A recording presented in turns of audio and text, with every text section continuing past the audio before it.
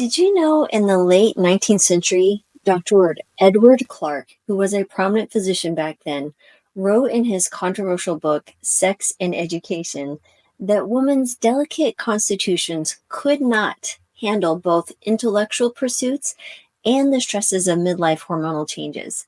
He suggested they should retreat from public life to protect their health. So, again, while his views were rightly dismissed as outdated and sexist, they do reflect a really interesting historical truth, right? So, perimenopause and menopause have long been misunderstood and kind of shrouded in silence. But today we have the tools and knowledge to demystify this kind of strange and crazy life transition that women go through and really take control of our well being. And then with a proactive approach and the right strategies, you can thrive during perimenopause. So here are 10 actionable tips I wish I had known sooner as a woman and a physician, really rooted in the latest science and empowering insights. And by the way, if you're new to the channel, my name is Dr. Lori Marbus. I'm a board certified family and lifestyle medicine physician who really focuses on helping women and men prevent and reverse and treat chronic disease through lifestyle interventions and medications if need be below. So let's get started. What is the number one tip I think you should be thinking about? One is embracing a whole food plant-based diet. And why does it matter? Well, a whole food plant-based diet is proven to reduce inflammation, stabilize blood sugar, and support hormonal balance. It's also linked to lower risk of chronic diseases like heart disease, which is our number one killer, osteoporosis, and breast cancer. So conditions that become more concerning during perimenopause, menopause, and postmenopause. So your actionable tip is really focus on plant-based foods like legumes, leafy greens, whole grains, fruits, and seeds, and incorporate soy products if you can, including tofu, tempeh, and edamame. These will contain things called phytoestrogens, which can mimic estrogen's effects and then ease symptoms like hot flashes. Also very good for bone health. So also you want to avoid those ultra-processed foods and added oils to really maximize your nutrient intake. So make every bite count. Number two, forget the hormone testing, but track your symptoms instead. Why does this matter? Well, hormone levels will fluctuate wildly during perimenopause, so taking tests really can be unreliable. And instead, focusing on your symptom patterns can be very helpful and meaningful, especially when you think about your periods. How long are they coming? Are they heavier? What other symptoms are beginning to pop up? And I have tons of other videos around the menopause symptoms and such. But what's your actionable tip would be to use a journal or an app to track your symptoms such as sleep disturbances, mood changes, and energy levels, and look for trends that you can help adapt your lifestyle, like reducing stress or making some dietary tweaks. Number three is get these annual labs. So why it matters? Well, perimenopause and menopause increase the risk of chronic diseases like cardiovascular disease, thyroid dysfunction, and diabetes. Regular annual lab testing can be really crucial for early detection and prevention. So here are the tips, or the actionable tip is during your annual checkup, request these tests. A lipid panel, right, to monitor your cholesterol and heart health. Two is a high sensitivity C-reactive protein, or hsCRP. This is to assess systemic inflammation, especially when it comes to your cardiovascular health. TSH and free T4 to check your thyroid function. A hemoglobin A1C to kind of monitor blood sugars and diabetes risk.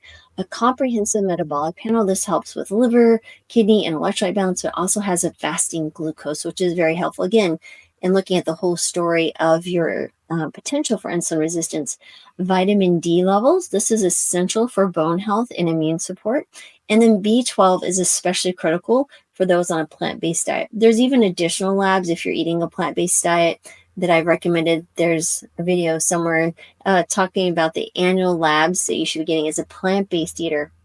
And if you want to learn more, you can also check out my website at drmarbus.com, and I have all these workshops and the healing kitchen. We have all this stuff and resources for you. Number four is prioritize bone health. So why does this matter? Estrogen protects bone density and its decline during perimenopause and increases the risk of osteoporosis. So proactive measures can prevent bone loss. What's your actionable tip here is incorporate calcium-rich plant-based foods like fortified plant milks, tofu, broccoli, and kale. Add vitamin D from supplements or fortified foods, especially if your labs show that you're low or less than 30 is where we'd be concerned. Include weight-bearing exercises like walking with a vest, weighted vest, some type of resistance training as well, because this will help strengthen your bones. Your bones are dynamic organs, right? They respond to mechanical stressors. Number 5 is a limit or avoid alcohol. And why it matters. Alcohol increases the risk of breast cancer and weakens bones, so compounding the perimenopausal challenges. Plus, it can worsen things like hot flashes and interfere with your sleep. So, actionable tip, replace your alcoholic drinks with non-alcoholic options like sparkling water with lime or herbal teas. And if you choose to drink, limit your consumption to no more than 1 drink per week and focus on hydration. Number 6 is addressing vaginal and pelvic health. So why does it matter? Well, vaginal dryness, discomfort, and pelvic floor changes are common, but under discussed symptoms of perimenopause, it can affect intimacy and quality of life. Also want to pay attention if you have noticed an increased UTI rate. So let's say that you kind of entered into your later 40s, early 50s, or even postmenopausal, and you're now like, man, why am I getting these UTIs? So many of them. This is something that needs to be discussed with your doctor, because you might be a candidate for something like a vaginal estrogen, which can help decrease, one, the burning sensation or dry skin that occurs down there, but also the recurrence of UTIs. Very, very helpful for many women. So actionable tip here is using plant-based vaginal moisturizers regularly and practice pelvic floor exercises like Kegels to maintain strength and function. And then if issues persist, you really want to talk to your doctor about personalized solutions. Maybe you need a referral to a PT pelvic floor specialist. And that has been beneficial for many women that I've spoken to. So definitely think about that if you're struggling there. Number 7 is optimizing your sleep hygiene, right? So why it matters. So sleep disruptions during menopause can affect your mood, your cognition, and overall health. It can increase risk for heart disease and high blood pressure.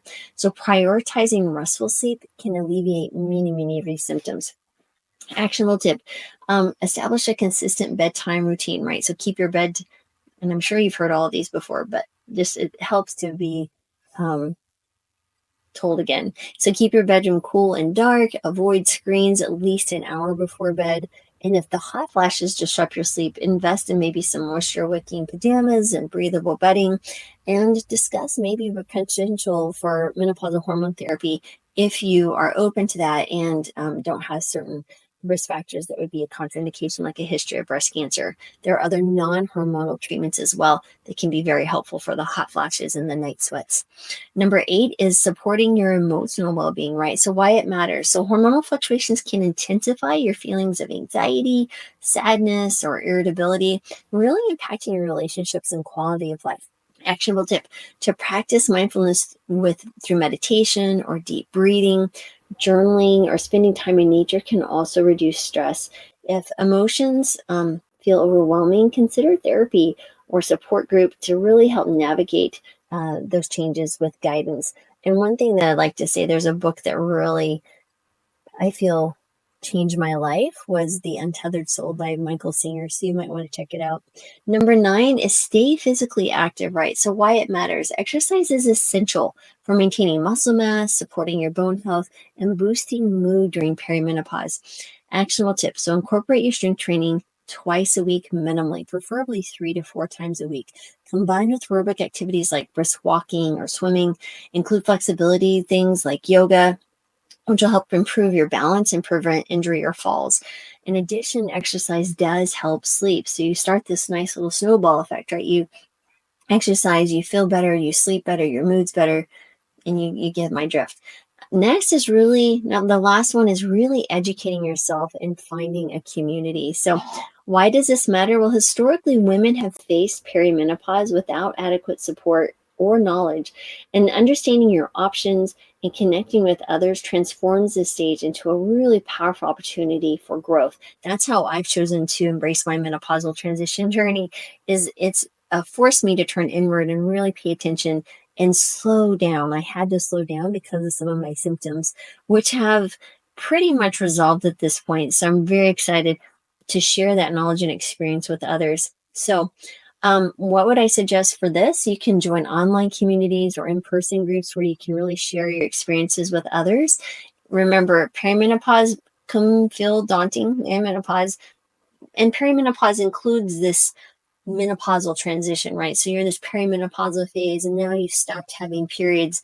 That is still considered perimenopause, right? So now here's the last period. Now you have 12 months before you hit that postmenopausal stage. So I just hit that 12-month stage and I'm in the postmenopausal stage. It's kind of weird to say that, but that's where we're at. So if you're anywhere in that transition or even the postmenopause and still having symptoms, because women will continue to have symptoms, definitely feel free to check this out. Again, everyone, thank you so much for joining me today, and I'm super excited to have you here as always, sending you joy, gratitude, love, and healing. And please feel free to share this with anyone that you think might benefit. You can share the video. You can check them out, drmarvis.com. Again, we have tons and tons of resources. Share the webinar link. We'd love to spread this, the news on how we can feel better. Have a great day, everyone.